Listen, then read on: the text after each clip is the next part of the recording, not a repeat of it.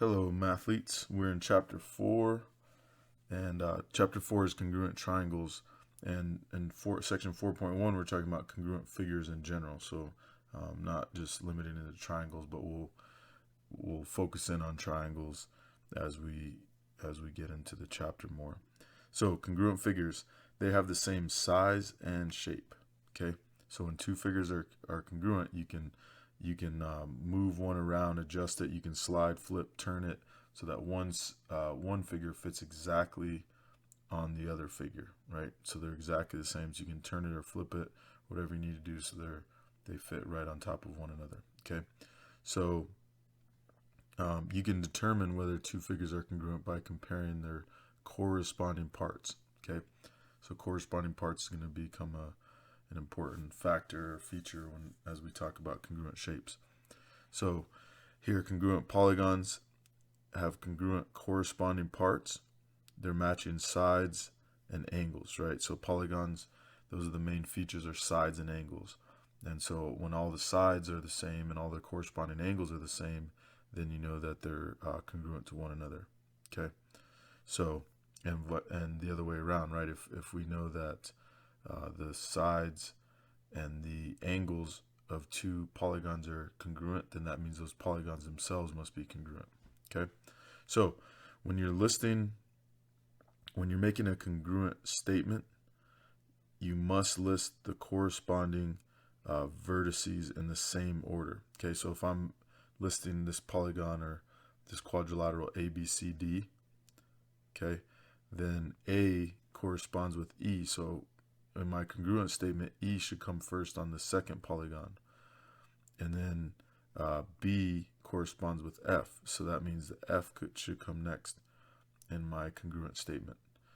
C corresponds with G, so G should come next in the statement, and then D and H correspond, and so they should come last in the congruent statement. Okay, so whatever order we make in the first polygon, the second one should have the corresponding order, right? So all the vertices should match up, and then that tells you, just by looking at the statement, you can see, oh yeah, well, A is congruent to E, right? The first one goes with the first one, the second one goes with the second one, B with F, right? So B with F, and so forth and so on, right? So C with G, D with H. You can also see from the congruent statement that the which sides are the same. So AB goes with EF, right? BC goes with FG, right?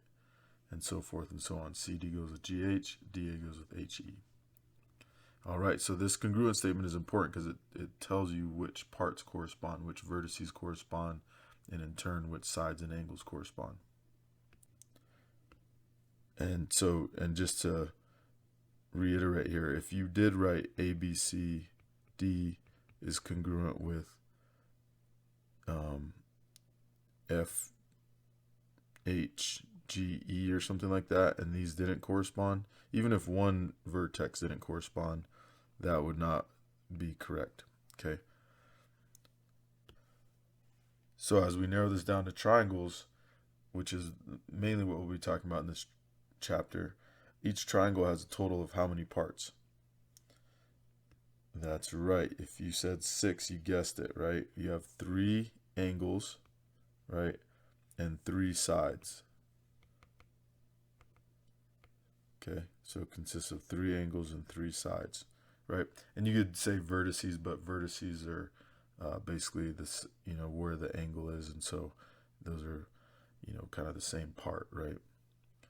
All right, so the traditional ways to label a triangle, you can say triangle ABC, right, where this is A, B, and C.